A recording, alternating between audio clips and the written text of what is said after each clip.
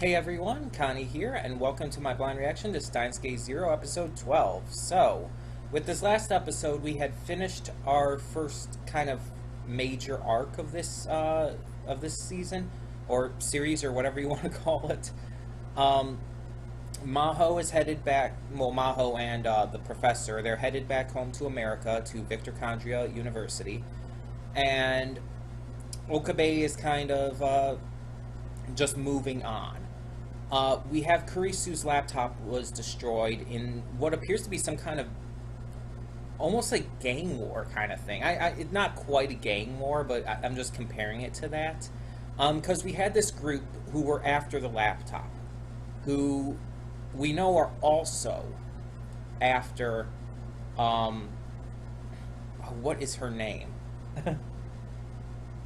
Mayori's future daughter. I can't think of her name. But they're also after her. So we know they're not done yet. But they were after the laptop, and they almost got it. But then this other group showed up in a van, started shooting, and destroyed the laptop and everything. It's like, so these two sides. I think the group that showed up in the van might have been CERN, working with Braun and stuff. It kind of hints a little bit that it could have been them, but it's not entirely clear. And I still think that the one woman who seemed to be in the lead of the other group, I still think it's the woman from Maho's friend group. I can never remember her name, but I still think it's her. I don't know. Something about her seemed suspicious before, so. But yeah, we're heading into this new arc, and I think this is probably going to focus on going back with Mayori's daughter, who, again, I cannot think of the name of. Because we kind of took a little bit of a break from her. And so now we're going to go back and focus on her again. And I don't know if she's going to, like, regain memories. I don't know if we're going to learn more about, like, her situation from the future and all. I just don't know exactly what's going to happen. I don't know if this other group's going to come back and try to take her again. There's a lot of questions, and not a lot of answers yet, but there will be, I'm sure. Yeah, I don't know where it's going to go. I don't want Maho to be gone, though. That is one thing I can say. I don't want Maho to be gone. I feel like she's probably going to come back. I do. But I don't know exactly when, and I don't know, she's like one of my favorite characters in Steins Gate now. It's I want more of her, you know? And I have gotten some fan art of her. I just wish there was more. There's not a lot of fan art for her, unfortunately. And it's really disappointing. But again, it's like I haven't seen a lot of people talking about Steins Gate Zero as much as with other shows. Like, you hear people talking about My Hero Academia all the time, and that's great. I mean, I love My Hero Academia. And you see all of this fan art everywhere for it. But then you have something like Steins Gate Zero, which is, in all regards, great in terms of its writing and its execution and everything. And it is popular. Very popular. I mean, the original Steins Gate is by many considered to be one of the greatest anime of all time. So it's like, I would expect to see a lot more, you know? But there really isn't a lot of fan art for it. At least not that I've seen. And I've been looking. And there also isn't just a lot of discussion on it on, like, Facebook and Twitter and so on and so forth. I wouldn't say it's, like, being skipped over, because there is some discussion. People are talking about it, but just not as much. Like I said, with My Hero Academia, it's everywhere. And with other shows that are airing, those are even all over the place. I don't know if people are just I don't know. If they're just trying to watch and enjoy Steins Gate and not really getting into the creative aspect of it, or if it's just not as big as you would hope or think. I don't know. I just do not know. But there is some fan art. I did find quite a bit for Maho. Just nowhere near as much as I would have hoped. And it's pretty good fan art. I really enjoy it. I just wish there was more. But we should probably get into this. So when the screen fades to black, pause this redirect and go to the description below. Follow the link to the reaction, and after you watch it, come back here to the redirect and resume play. Because after it fades to black and then fades back in, everything from that point forward will be my afterthoughts and will contain spoilers to the episode. So that being said, thank you so much for tuning in today, and I will see you at the reaction. Okay, and we are back, and we'll begin with spoilers in 3, 2, 1, now. Okay, so before anything, I have to talk about that end credits scene.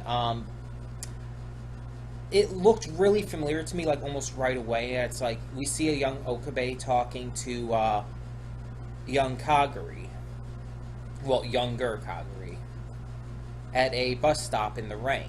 And I'm thinking, like, wait, wasn't that where he first like met Kurisu in terms of his timeline? And after I finished recording the reaction, before I started this, I went back and I checked, and yeah, I don't remember exactly what episode it was from. Let me see if it's listed on here. No, I'm not seeing the episode. But in one of the episodes of the original Steins Gate, there's a part where young Okabe meets young Kurisu at a bus stop during a rainstorm. Kurisu ends up kissing him, and he ends up realizing he needs to go to Mayuri, who's at her grandmother's grave, and he goes there to comfort her and all. It was a really big, powerful scene from the original show, and that's why I recognized it instantly. It connected with me because I remember it. And so thinking about this, in this world line, young Okabe met Kaguri instead of young Kurisu. And that's where he heard her singing the song. And because of that, he would I guess just happen to sing the song to himself, and his mother picked up on it, and he must have forgotten about it, which is always possible. Like, I've forgotten plenty that I've done when I was a kid. And I've been reminded of stuff, and it's like, I have no memory of that. And that happens. It's realistic. People will forget things that they've done when they were younger. And even when reminded, it's like, oh, I don't even remember that. Yeah. So it's not hard to believe. Even with Okabe being as smart and having as good of a memory and stuff as he does, it's not hard to believe that there would be some things he just wouldn't remember, even when reminded of. So he learned it from Kaguri. Kaguri initially heard it in the future from Mayuri. And so then Okabe heard it from her. Okabe's mother heard it from him. And it just kept going down the line and everything. Eventually, when Mayuri heard it from Suzuha, that's how she ends up hearing it to be able, in the future, to sing it to Kaguri. So it's kind of like this big old loop. But that's actually kind of really cool. Like, it's just this big loop of things that kind of connect. So this episode was mostly just the search for the song. Kaguri ends up hearing Mayuri sing the song, and it starts to jog her memory. She recognizes the song, and she doesn't know why or where she heard it from.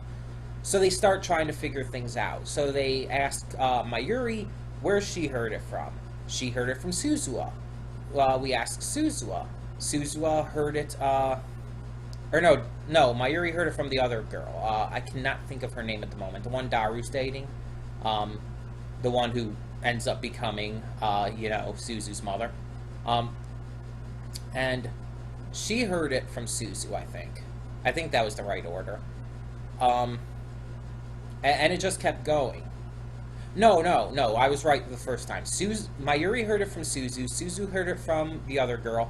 She has the cooking class, and she heard it from Okabe's mother, who in turn heard it from Okabe, who heard it from Kaguri, who heard it from Mayuri, and going back to the beginning. So, it's really interesting. This episode was a really, I liked the formatting of it. I liked how it was just that kind of game of telephone in a way. It was just like, okay, where did this person hear it from? They heard it from this person. Where did this person hear it from? They heard it from this person. I like that. It's a really interesting idea to do it that way. And in the end, the way it all connects and loops together, it works. It just works. But we see in this episode, Kaguri's starting to slowly regain some of her memories. And by the end, she finally remembers her mother's face and remembers that it's Mayuri. So that when she wakes up in the hospital bed, Mayuri's standing over her. She loses it, and she's like so happy that she's like truly reunited in memory with her mother, that she knows who her mother is. I mean, because she's been around Mayuri this entire time, but now she knows who she is. And Mayuri's totally lost. Like, which is understandable. It's like, wait, why is this girl calling me mommy all of a sudden? But then Okabe kind of gives her a look, and she nods, and it's like, and she starts playing along and everything. They have to tell her. I know they've been trying to keep Mayuri in the dark. Everyone else pretty much knows about it. I mean, Ferris doesn't, and Mayuri's friends don't, but almost everyone else knows about it at this point. All of the main characters. So it's like, I think they have to tell Mayuri. In order for things to move forward with Kaguri, in order to help her regain the rest of her memories, I think they need to tell Mayuri about what's going on. And here's the thing. You would think like, oh, but she wouldn't believe them. No, she'll believe Okabe. She trusts Okabe very much. She loves Okabe. It's very clear. Especially, they've been showing that a lot in this, in Steins Gate Zero so far. That she definitely has feelings for Okabe. Not even a question. And we know that she trusts him, like, completely, without any doubt. So we know that if Okabe tells her, with complete honesty in his voice and eyes, about what's going on, about the future and everything, she will believe him. So, I think they need to tell her. At this point, I think it's just integral. Because they need to work all of them together, including Mayuri, to help Kaguri regain her memories. I don't know what this is going to lead to, but at the end, we also see that apparently Kaguri has been found. Now, I don't know if that part was from the current day or if it was from the past. It wasn't entirely clear, because it was showing this flashback from the past when Okabe and Kaguri met the first time. And then it just shows the van there and this voice saying, like, we found her. And it's like, was that still in the past? Was that, like, what happened with Kaguri for all that time? Or was that in the current day again? And that they're going, and then in the next episode, maybe that Kaguri's going to be attempted to be kidnapped again. I don't know. It wasn't entirely clear. So, we'll have to see. We'll have to see. Either way, this was a very good episode. I really, again, enjoyed the format of it, the way it was done in that telephone style thing. I liked that Kaguri's starting to regain her memories. There's a lot of good feels in this one, too, regarding Kaguri and her relationship with Mayuri. That opening scene with her and Mayuri and everything was just so sweet. It was so sweet and cute and nice and wholesome, and I loved it. But it does raise questions, as I mentioned, because it showed that apparently there was some testing or something going on with Kaguri. And this was around the time right before Mayuri was, like, gaining legal ownership over Kaguri. Like, right before she, officially became Kaguri's guardian and mother. There was some testing going on, so that kind of raises a few questions. Like, what was the testing about? Why was there testing? And she still looks, like, significantly like Kurisu. Now, we know that she never knew her parents' faces. So, the only things I can think of is maybe, like, Kurisu from the future was her mother, but then that would cause some issues with Kurisu being dead in this world line and all. I don't know. And then there's the entire idea of maybe she's like a clone somehow, but then how would that work? There's a lot of questions, and it's really not making a lot of sense yet, but I'm very sure that they're going to come and explain things as the series continues to go on. Um, but yeah, I'm really enjoying this, of course. It's continuing to prove to be an amazing follow-up to the original Steins Gate. I'm just so glad we got this. Like, I think I've said this before, I most likely have, but like, when I first watched the original Steins Gate, I was in love with it. I was engrossed. I was just captured with interest. And I watched it multiple times, and then I ended up watching the movie on, well, the old channel now, as a movie, monthly movie reaction. And I enjoyed that too. Not as much as the original series, admittedly, but I really did enjoy it. And so when I heard that they were making the Steins Gate Zero anime, it's like, I was practically jumping for joy. Because it's like, yes, they're finally following up Steins Gate.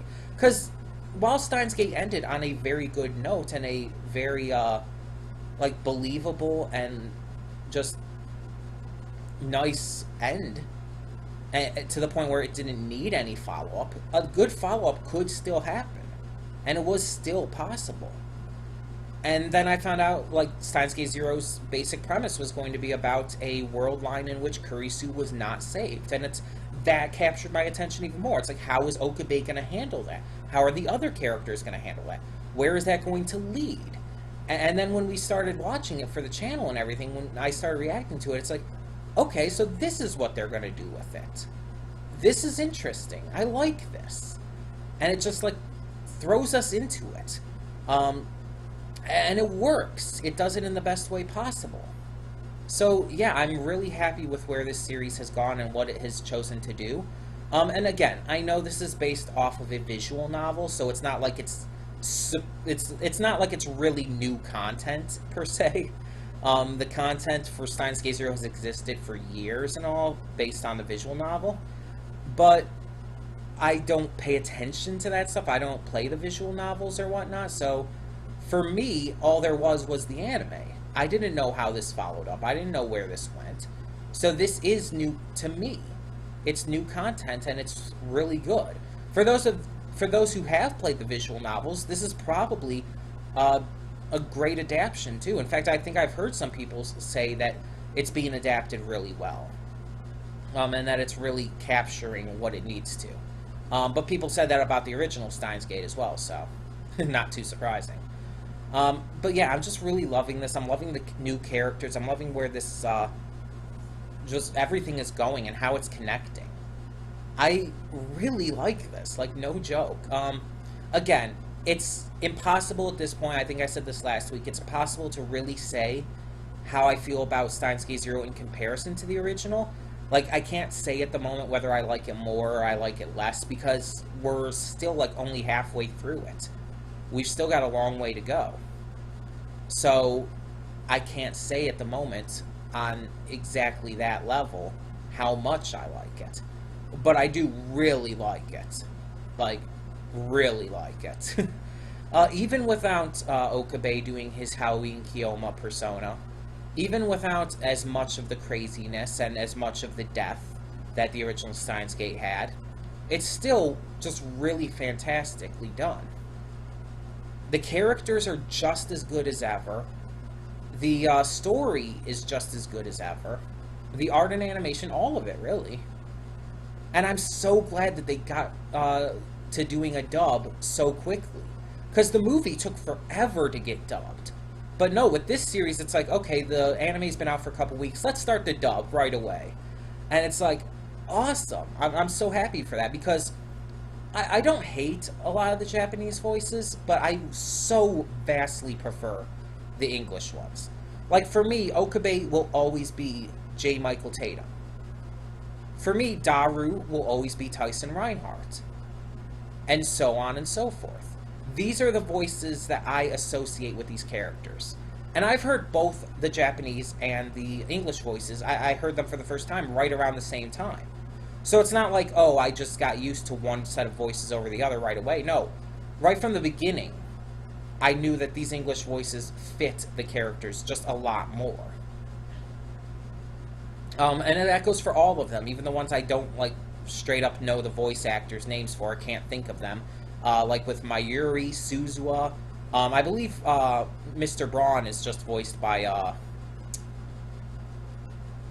Oh my gosh, his name is escaping me right now. The same voice actor as All Might in the My Hero dub and Piccolo and Dragon Ball Z and stuff. His name is escaping me, and I hate that. I usually know his name very easily. But you know who I'm talking about. My mind's just out or something right now. But yeah, it's just like all of these other voice actors and stuff. It's like they're all great. And I'm glad they brought them all back. I'm glad we get to just really experience that awesome voice acting again. And then we got some new ones added in, like Monica Rial is now in this as Maho. And she's amazing as always. I mean, Monica Rial is one of the best, so yeah, I wouldn't expect anything less from her. It is, I've said this before, it is kind of a little weird to hear her doing the same voice that she does for Tanya Degurachev from the Saga of Tanya the Evil. Just because it's the same voice, but it's completely different character. Because Tanya is psychotic and evil and just aggressive as hell, while Maho is a little bit of a tsundere, very, very little, a lot less than Kurisu, but she's smart, she's kindly, she's got this really nice just idealism to her, and she's very, how do I put it? She's very respectable of other people. I guess is a good way to put it. Or respectful, or whatever. But yeah. Yeah, I just love Monica Rial's voice acting.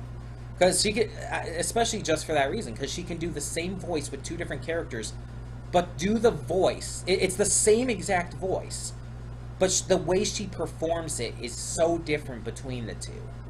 And that's amazing to me. I don't know, it's just, I've heard other voice actors do that, of course, but it's really just amazing to me every time I do hear someone do that. So yeah.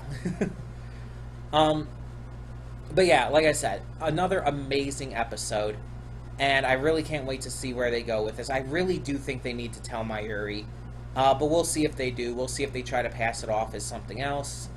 I don't know. For the time being, though, tell me in the comments below what you thought of this episode of Steins Gate Zero. What did you think of the big ol' game of phone tag? What did you think of Okabe's mother being involved in it? And what do you think about the fact that Kaguri now has at least some part of her memory back? Tell me your thoughts on all of that and more in the comments below, and thank you so much for tuning in. For now, I'm Connie, and I'm signing off. See y'all next time.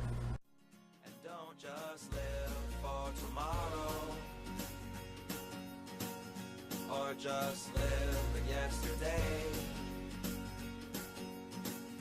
Just be glad for all you have that's in today. And though you've come through many obstacles, shed tears